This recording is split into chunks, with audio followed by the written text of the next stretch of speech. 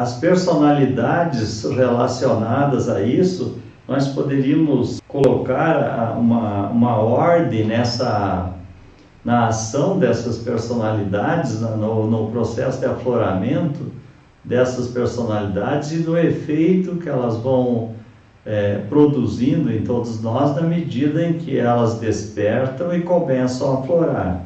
Então nós poderíamos dizer que, em primeiro lugar, quando uma personalidade desperta, independente da motivação que leve o seu despertar, independente do deflagrador desse despertar, a personalidade raramente começa sem uma ação sutil. Normalmente, o seu despertar é sutil, praticamente não percebido.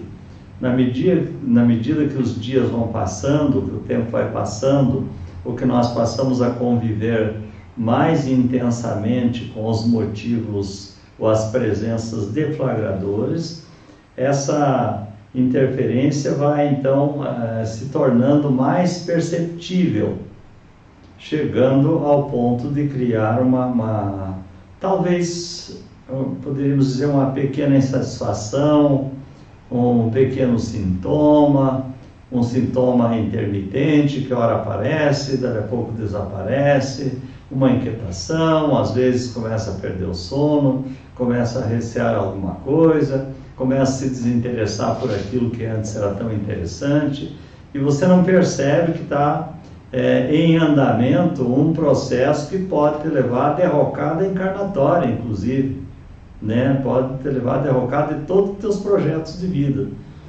Então, quanto mais nós entendermos, mais nós estudarmos sobre o psiquismo humano, a nossa natureza e as leis divinas, e eu estou falando, quando falo da nossa natureza, o nosso psiquismo, estou falando das personalidades múltiplas, das suas ações, ou das personas, como nós chamamos, interferindo nas nossas vidas. Então, quanto maior for o conhecimento sobre esse assunto, mais nós caminharemos despertos, mais atentos, mais cuidadosos com aquilo que está acontecendo, podendo tomar as providências necessárias para evitar um desastre maior lá na frente. Por exemplo, eu vou usar um exemplo bastante corriqueiro. Quando você sai para a estrada dirigindo, no começo você sai sempre numa velocidade menor, você está mais cauteloso.